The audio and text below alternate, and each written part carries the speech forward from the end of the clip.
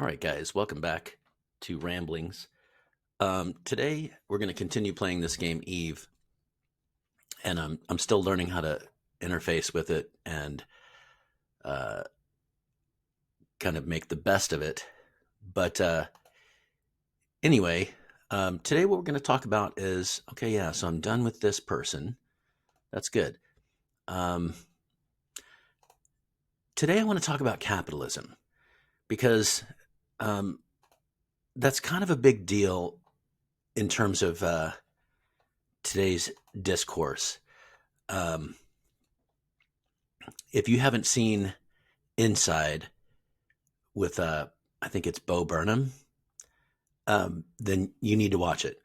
And it's kind of a deep dive into some of the um, hazards of the lock-in that we've just endured for like a year and a half, mental illness and so forth. I'm actually right now watching The Joker again, the most recent version. And this idea of capitalism being the enemy keeps cropping up again and again. And I'm not entirely opposed to that idea. But what I'd like to do today is a bit of a deep dive into what exactly that means. So let me go. I'm going to go find a different agent, my next agent. All right. So here's the deal. I read a book, and I wish I could cite exactly the name of the book and the author, but I don't have it in front of me. But anyway, what it does is it sort of tracks the idea of what capitalism is, right? So it's really just the free exchange of money, venture capitalism, for goods and services, blah, blah, blah. But the cool thing about this particular book is that it tracks the way commerce worked back to Europe and back to the Middle Ages. And so the way things used to work was there's layers to this. So first of all, the Catholic Church was against loaning money. It was called usury, and it was considered a sin. You couldn't loan money to somebody, for instance, and expect a return with a percentage, benefit. That was called usury. It was considered a sin. And so within the Christian world, you couldn't loan somebody money.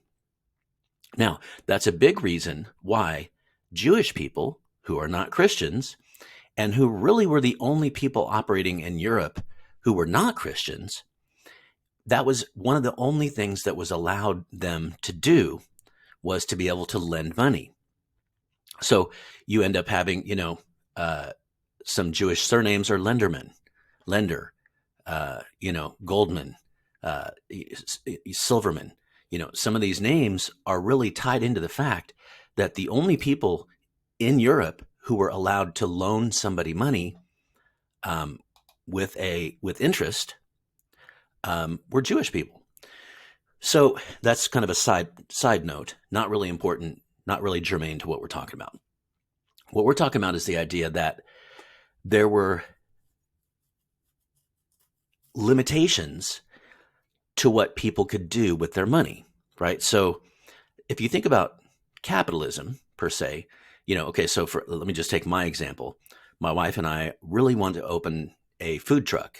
We're looking into opening a food truck. So we're going to put together a 3-year plan and maybe a backup 5-year plan. And we're going to go to a bank and we're going to try to get a small business loan. I mean, this is real world. This is what I'm actually going to try to do. Well, that's capitalism. That's going to a business saying, hey, we'd like to borrow. It's probably going to be around $60,000, $70,000. And within 3 to 5 years, we're going to return that money back to you with, say, 5% interest, right? So they earn money and my enterprise gets off the ground. And once I pay them back, if I do it right, Then I have a business that's earning me money. And in the meanwhile, I'm selling goods. I'm hopefully employing some people.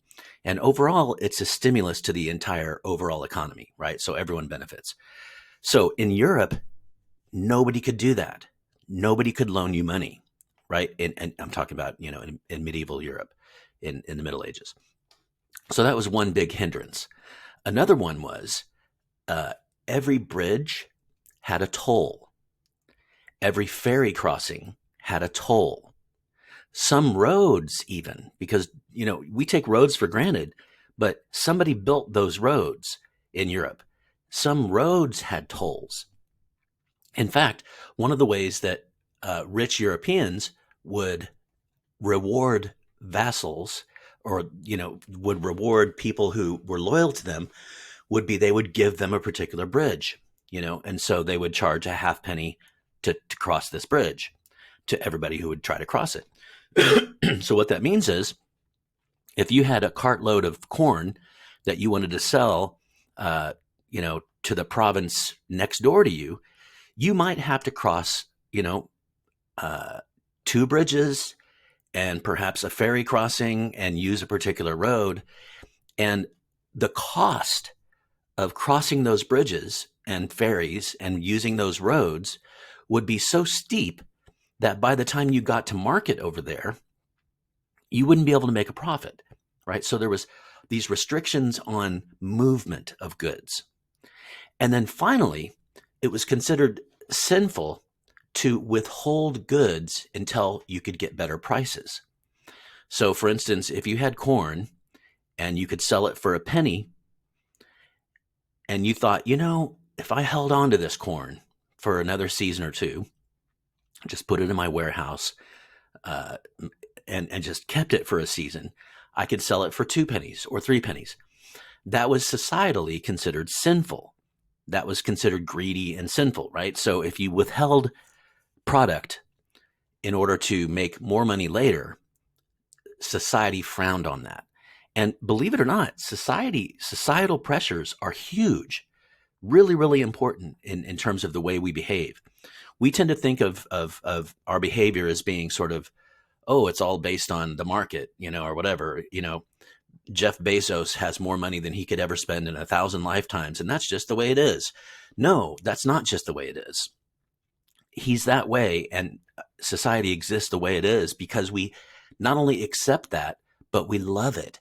We love the Jeff Bezos. We love the the super rich, the Bill Gates, that's something that has been built up to be wonderful.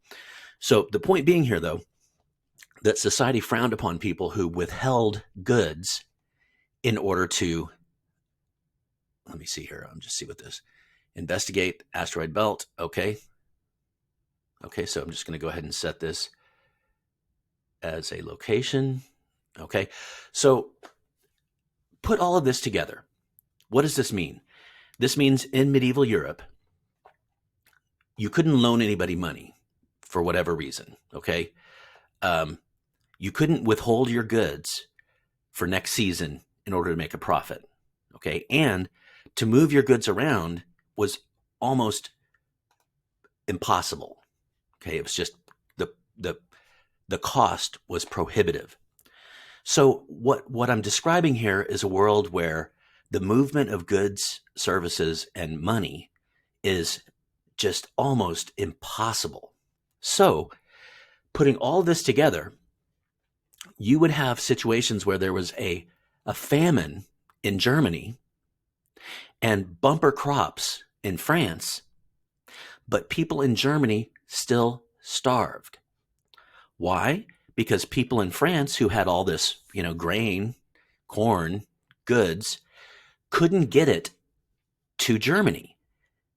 And, they could, but they would have lost money doing it. And you can't say to somebody, hey, you should take a bunch of your shit over there and pay all these tolls along the way without anybody sponsoring you or loaning you money or anything, and sell your goods at a loss, lose money, in the process, and by the way, your family will not eat next month because and so this this book that I read did a really good job of sort of expressing this idea that capitalism is not necessarily a super terrible thing. Capitalism is an idea that all those restrictions that I've been describing should be removed to the greatest extent possible. So let's tick down all of those things. So first of all, try to get close to this drone. Yeah, I'm in the wrong ship. I really am. Hold on, I'm gonna see if I can go to my map, and I need to return to home base, and I can take this back up later. Home, set destination, get out of here. I need to get a fighter ship of some kind. So okay, that's my goal for now. All right, so let's tick down those things, those restrictions. So first of all, in terms of restricting transport, why am I not? Okay, good, I am. In a successful economy, you want people to be able to move about freely, right? So in terms of tolls, as few of those as possible. Now, we've talked about in a previous rambling this idea that the greatest generation, when they came back from World War II, they invested heavily in this country. And one of the things they did was the interstate highway system. And the interstate highway system allowed for this free movement of goods across state lines throughout the entire country. So that's the first thing that you have to have for a successful, economy, is the free movement of goods quickly, easily, and cheap. If you can get things from point A to point B as cheap as possible, that means that people can make more profits, but people can also get products for cheaper. Okay, so that's number one. Number two, let's talk about usury. This idea in the Middle Ages that was considered a sin is actually the foundation of somebody like you or me being able to build a business. Okay, so again, I haven't started the process yet. We're actually about to begin, but we're going to be going to banks and presenting them with our 3-year plan for this food truck and hopefully get some investment money. If that doesn't work, we might look for other investors. But the point being, usury is at the heart. We call, I'm using the archaic term usury, but the real term is investment, right? I'm looking for somebody to invest in me. Somebody who will say, okay, you have a math major. You've been a teacher for 20 years, so you know how to manage people. Your wife has bookkeeping experience and clerical accounting experience, decades worth. I think you can run a business.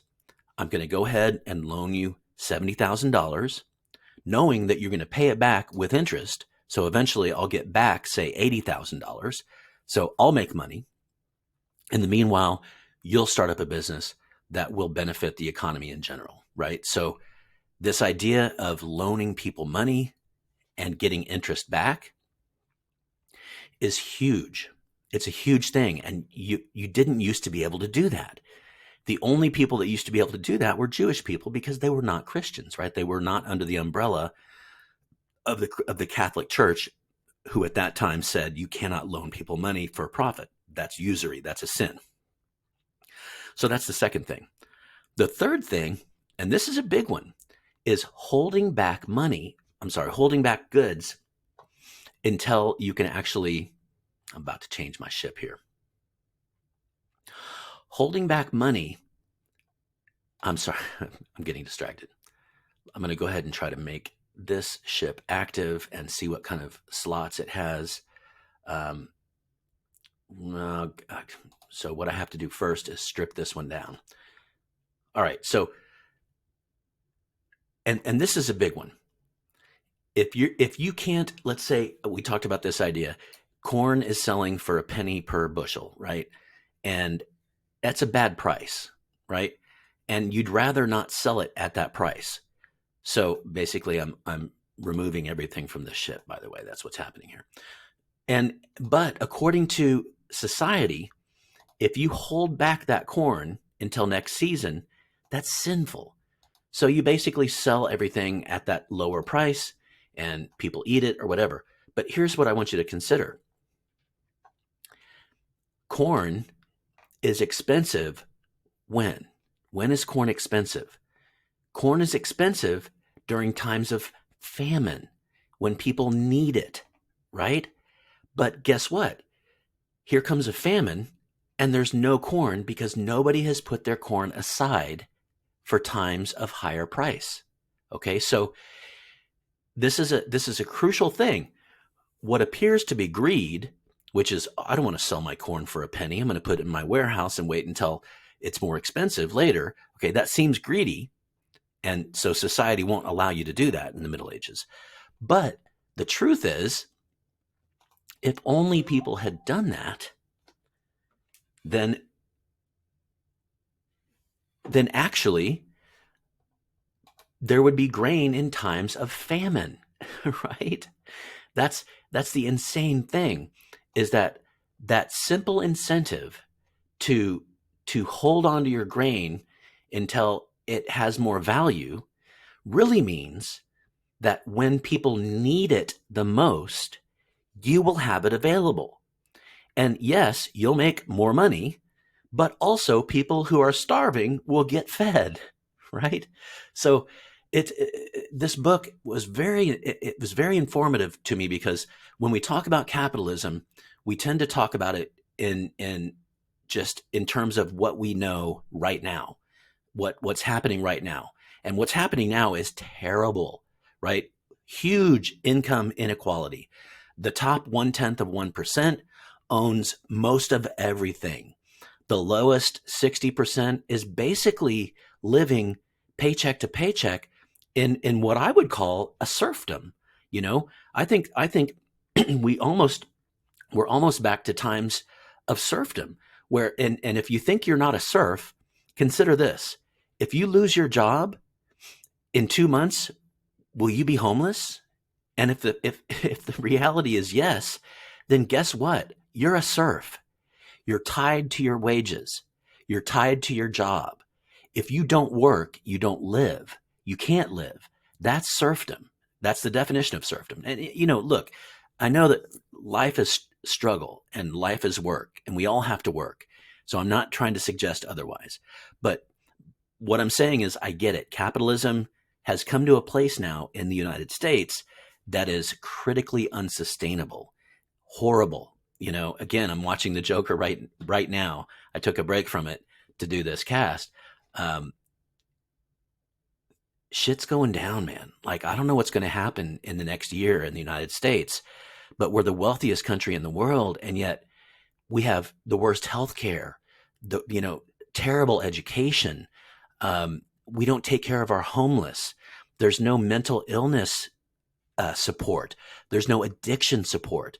It's like we're the wealthiest nation in the world, and yet the least compassionate. It's nuts. So, but we're talking about capitalism now. Okay, that's the discussion that we're having right now.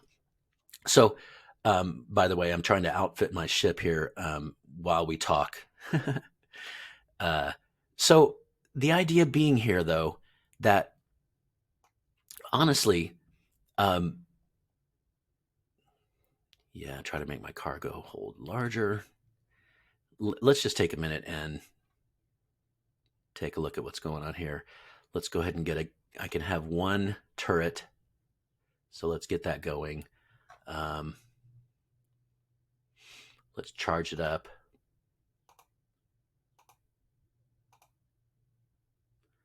Looking for, I don't have a lot of ammo at all. Jeez. I need to buy some ammo. Okay, for now, I'll just load up what I've got. So, what happened in the United States, if you think about it, so we're coming from this medieval Europe where everything is restricted. The transportation of goods is restricted. The ability for somebody to invest is restricted, right? To loan somebody for money. And the whole idea of holding product back until until you can get better prices, that's restricted. So it's a horrible thing, in Europe at the time. And literally, there are examples historically of there's a famine in Germany, bumper crops in France, and people are starving in Germany. Meanwhile, there's grain rotting in the silos in France, right? It's just sort of this constipation, economic constipation where things are not moving freely. So then you open up this new economy in the United States. And we talk about, everybody's heard the term laissez-faire, right? Which just means kind of hands off or, lazy management sort of attitude that England had about the colonies here. And they considered us sort of an agrarian farming sort of economy, not worth much really in terms of anything real. Keep in mind, historically at this time, Spain had all of Central and South America as their colonies, and they were just absolutely, just thoroughly, I hate to use the word rape because that word can be, very, it's the reality of what rape really is horrible, but it's hard to think of another word to describe what Spain and Europe was doing to Central and South America other than raping them, really just scouring all of their gold and silver, enslaving them, killing them, and frankly, in many cases, literally raping the women that were there. And the point being here, though, is that the colonies of Spain were producing, shiploads of silver and gold and all this resource that many people say is what fueled the Industrial Revolution. All of this plunder from the New World, right? Meanwhile, the United States, what are we sending them? Some grain, or whatever the fuck, like some tea or whatever, we were growing here. It was like we were like a farming society. They didn't give a fuck about us. They kind of left us alone. But what happened in this laissez-faire economy is all of those restrictions that I've been describing kind of fell away. People built roads, but there weren't any tolls, right? So you could just drive. You could go from place to place freely. We were not uptight about loaning each other money or whatever the fuck, and you could hold back grain if the price wasn't good this season, hold it back until next season and so forth. And so what ended up happening was capitalism, nobody called it that at that time, but capitalism was unleashed. All the restrictions from Europe were relaxed in the New World. And if you think about it, it's like, why is the United States such a wealthy nation? Like, why is that? It's not like we don't have more people, we certainly have a lot of land and a lot of resources. There's a lot of, square footage or whatever, but a big part of it is this idea that all of those restrictions were relaxed and goods and services were able to be freely transmitted across, large distances. And, when you loosen all those restrictions, it's a good thing. Now, here's where capitalism always fucks up, is that people win, right? People win and people lose. A good friend of mine, Kelly Mulholland, says capitalism is not a philosophy. It's an absence of philosophy. And he's right. All capitalism is dog eat dog. It's just Darwinism, really. That's all it is. To the victor go the spoils, right? So in capitalism, there will always be winners. That's not a bad thing, right? Evolution, successful organisms procreate. That's good. right? I mean, that's what evolution is. Unsuccessful organisms fail and die and don't procreate. And that's how the progression of life in the universe works. That's how evolution works. That's a good thing, right? The problem with capitalism is once somebody is successful in capitalism, they work to lock in that success. That's what some people call crony capitalism. So what that means is, for instance, a good example, I think, is current real estate law. So you'll see let's say you're in a boom town. You're in a town that's just growing fast, and you see an empty property, and that property is just sitting empty, and you're thinking, how can that be? How can a person own this property and they're not? Let's just say it's a house, for the most simple example of all. Why are they not renting it to somebody, or why are they not selling it to somebody in this market, in this economy? Well, the reason is real estate law, as it exists now, allows you to claim that as a loss. So you own this property, and normal market pressures would say either sell it or rent it, which in the overall economy would drive prices lower, right? The more things that are on the market, the lower the prices will be, right? The fewer things that are on the market, the higher prices will be, right? So this is a normal market force that would normally drive either the price of the house or the rent of the house downwards because it's empty. But real estate law right now allows you to claim that as a loss. If you claim that house, that vacant house, as a loss, then you pay fewer taxes. So there's an incentive for you to keep it priced high. And what I'm describing, if I'm not being clear enough, if I'm not doing a good job communicating, what I'm saying is that manipulating the law, you can keep market forces from pushing prices down. Okay, rents and prices of housing, real estate, you can use law to keep market forces from pushing those downwards, right? So people who own houses, you might call them the ruling class, the upper class, the ruling class, the people who own the house, own the goods and, the means of production. Those people can create law.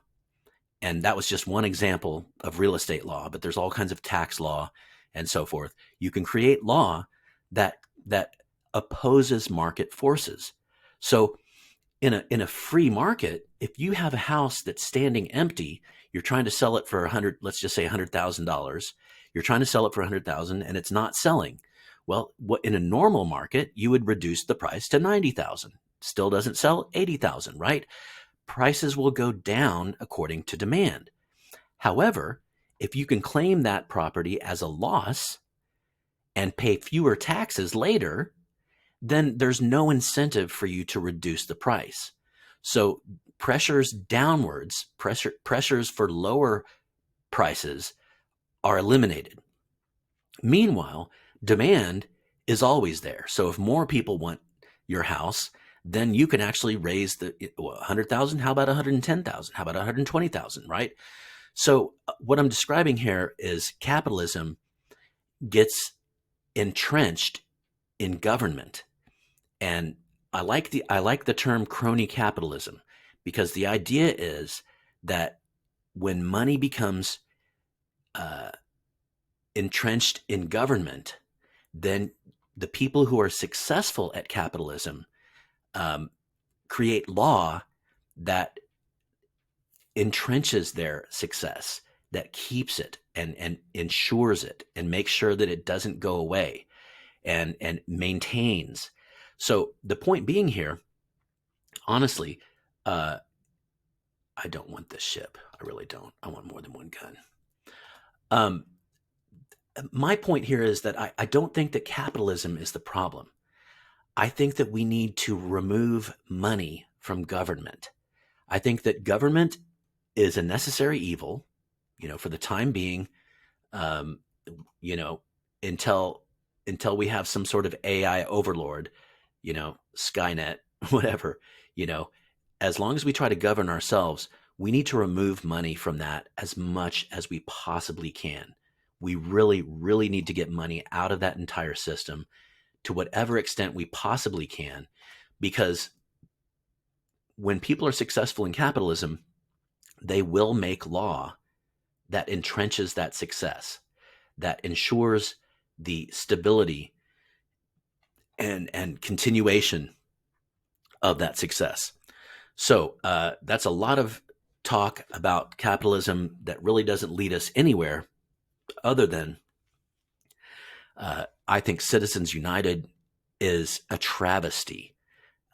Corporations are not people. Money is not voice, is not freedom of speech. If we want to pretend that we live in a democracy, then we need to have equal voice for every person, no matter how poor or rich.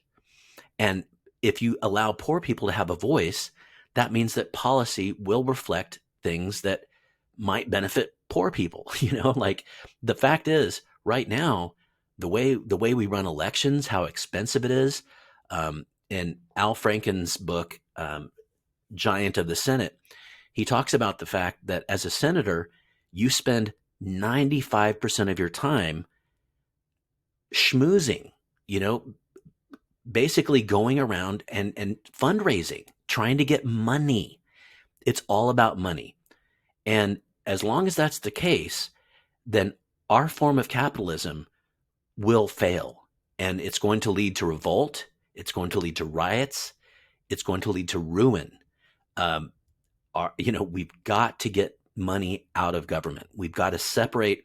It's almost like in the middle, our founding fathers understood that there had to be a separation between church and state, because at the time, the powers were the monarchy and the church. Those were the two main powers, right? And those two had to be separated. They had to be kept apart from each other, because if they unified, then you would have this sort of monolithic monster. Well, I would suggest to you the modern equivalence of that is we need to separate the capitalist and the state. Capitalism and government need to be separated. They need to be divided so that the average human being can exist. Because when you unify capitalism and government, you get a monolith that will destroy us all. It will devour us all. It's horrific. Our goal moving forward should be removing, to whatever extent we can, money from government. That's my opinion. All right, this has been going for long enough. I'm going to go ahead and end this. Thanks for tuning in. Capitalism, I don't think it's a bad thing, but I think it needs to be separated from government to whatever extent we possibly can. All right, adios, amigos.